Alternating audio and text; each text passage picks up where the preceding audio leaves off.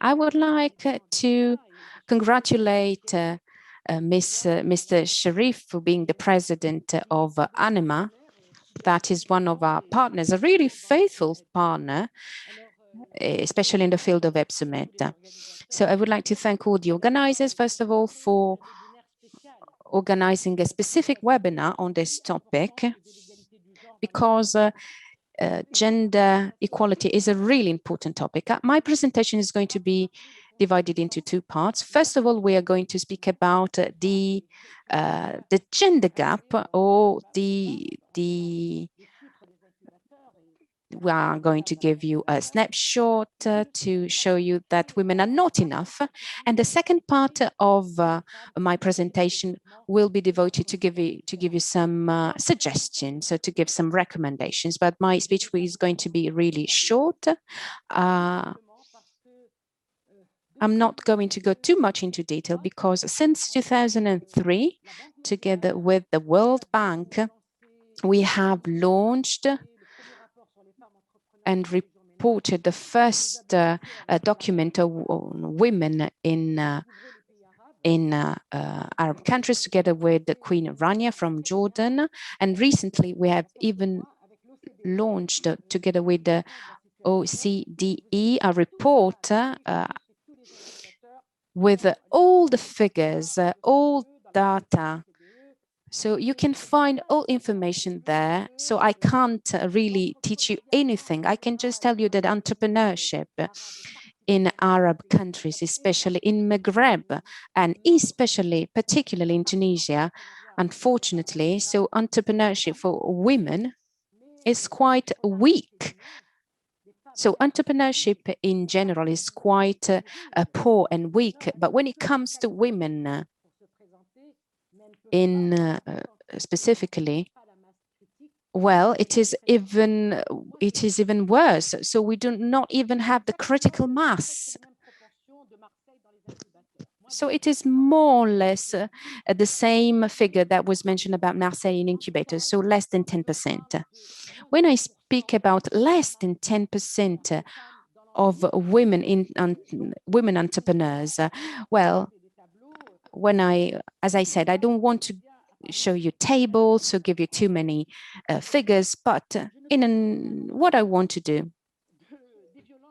is not to speak about harassment that is suffered by women in companies. And I'm not going to speak about violence and harassing, hindering women from becoming managers. I'm not just speaking about women who are in advanced position or leaders in companies, but also politicians, women politicians. There are lots and lots of taboos about this topic, but we even carried out some qualitative studies about women. By the way, if you want to have more information about that, just let me know. But in my speech, I would like to draw on the fantastic experience of ANIMA. By the way, I would like to congratulate you for organizing this webinar. And I would like to seize the opportunity to speak about our obligations as associations and organizations. We need to work to reach the 17 aims of the Millennium Goals, especially goal number 5, according to which all countries, including private sector, women need to play a more important role. This is really important to me. Gender mainstream, that is the goal. Because this goal is very much intertwined with the other 16 goals. That is why I would like to congratulate ANIMA for the fantastic job that they do. So I have started having a look at the webinars and the work that has been done by ANIMA, a fantastic job. There were webinars about COVID and the impact also on financial situation. COVID really had many drawbacks in all fields. And I've learned a lot from this webinar, but I've also heard to many speeches, not all of them, but lots and lots of them, because I followed these webinars that were organized in the past, and I realized that the gender aspect has not been very much discussed. But you know, during this webinar dedicated to gender, I realized that, well, we are going to speak about women in this webinar, but not in the other webinars. So they were not really, there was not a lot of discussion in the other webinars about problems related to women. All of those who, like me, work a lot on gender topics, gender-related topics, well, we wouldn't be really useful if we didn't really speak and remind the huge gaps of women. Sometimes we speak about this gap because there is a huge gap. And so we need to ask the question all the time, saying that there are 80% of women in a company is not enough, because this is not what the element that creates a leverage effect, because we need to work on culture. Because having women in a company at top level is really healthy for a business. I have to underline that the fact that diversity and gender was neglected was not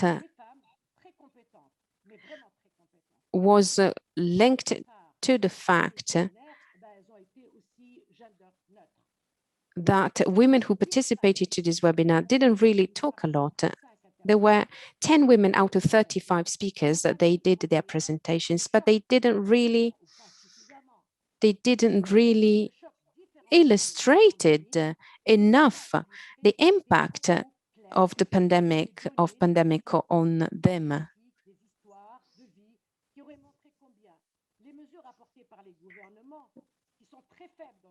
There were not so many actions, so many measures being implemented by governments to support women after COVID. So no specific discussion was done for women. But in spite of that, for companies, lots of studies, dozens of studies, including one in America lasting 4 years by Catalyst organization, studied 350 shops out of 500 of Fortune company, showed that there is a strong correlation between gender equality in a company and profitability. So when women play an important role, when there is a critical mass of women, well, profitability is better. And so women, having more women at top level, have a better financial performance. And this is true in different sectors. So profitability is more than 37%. And so I think that this figure say a lot, and much more than the tables that I could have shared with you, and that you can find in all reports issued by the OECD or the World Bank. During the two webinars, there was a lot of saying about economic, but not specifically about women. And when they speak about women, they do not really speak about gender gap. And that is true on data done on micro or macro level. As the manager of the private sector, you comprehended, do not really understand what I could have presented as a recommendation. I protected myself in order to present some guidelines, some things that I think that great financial institutions have proposed in their strategy after the sanitary crisis, for instance, the health crisis, sorry. There are some guidelines allowing you to subscribe to this path, and these are guidelines for the creation of a guideline of programs in companies big or small. On the other hand, highlighting the work of women, elaborate data, even through your work organization, and to show how many decisions were picked by women. The reports can be tackled and everything like that. This is really important, and it's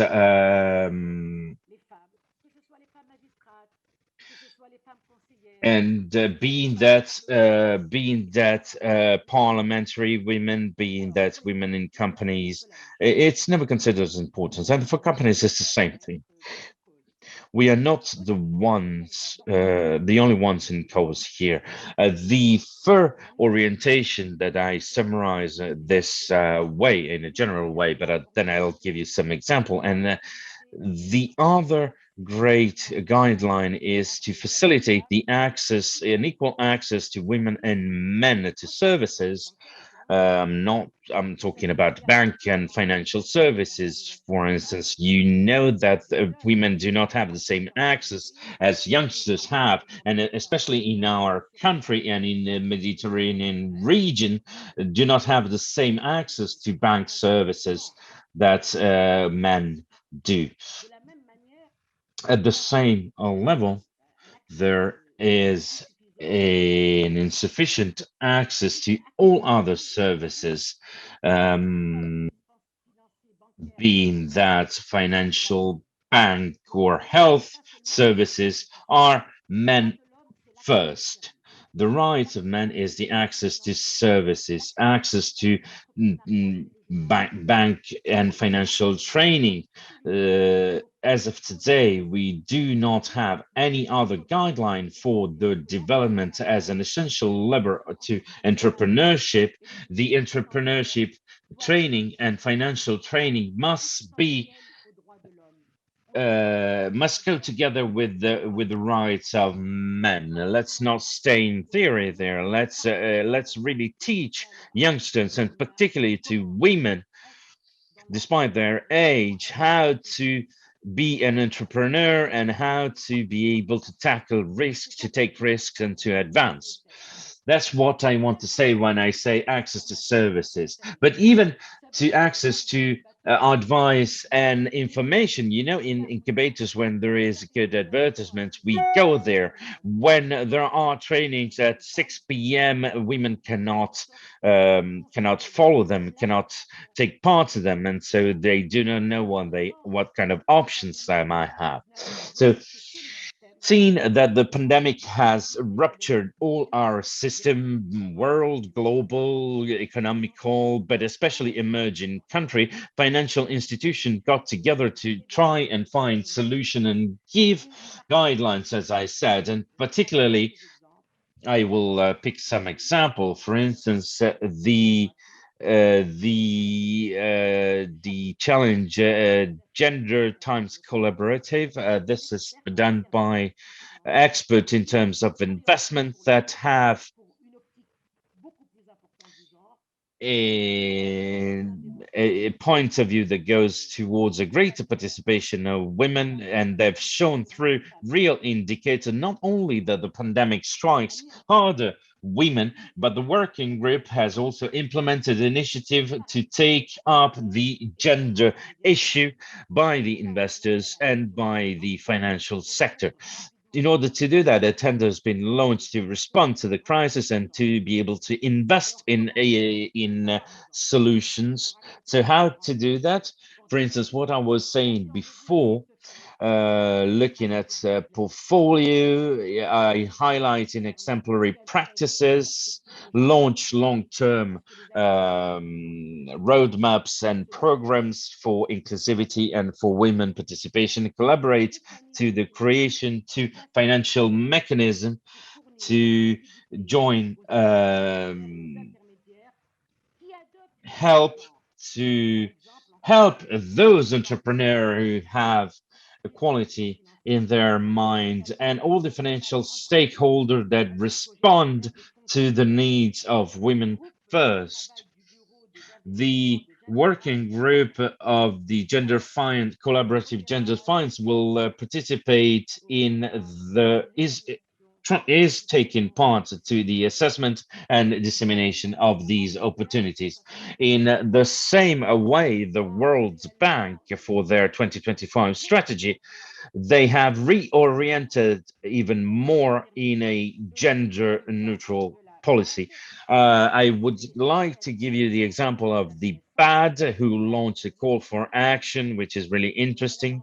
Since 2016, they launched a call that I call the APA, if I remember correctly. SWA, the African Bank since 2016, an affirmative action for women in Africa to fill the gap to access to funding, and this amounts to $40 billion. And the new strategy of BAD is really interesting. They want to make available up to $5 billion in financing for in women's initiative. The bank has engaged in supporting the financial institution that operate on the African continent. I know that our president, ANIMA's president, is really open to these questions. To all the companies operating on the African continent in order to help small and medium enterprises managed by women in order to help them adapt their product and services.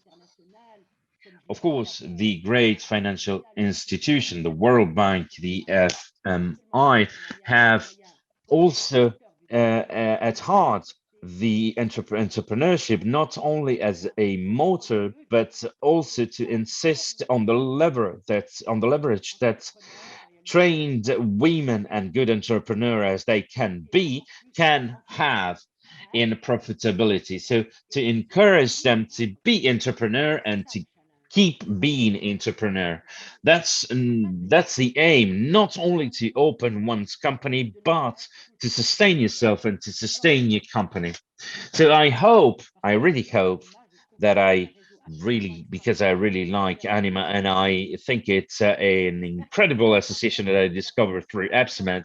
I hope that Anima, in the framework of EBSOMED and beyond, will be able to carry out a monitoring and assessment on all the initiatives and all the resolution going towards women access, because you know that resolutions are all well and good, but they need to be supervised because otherwise they are not always implemented. So I think it would be really interesting if we would create a sort of follow-up and monitoring with Emmanuel and Mr. Tarek Sharif of these resolutions in Africa and beyond to see if the financial institutions that are sustaining the shock of the pandemic, when they'll discover they will be less rich because of that, they will not turn to women for their recommendation and initiatives. And we are here also to try to give a warning, to be a little bit the police, but um, because we are absolutely certain that you are with us in the conviction, and we would like you to be more with us into action. Thank you very much, madam, for this vibrant speech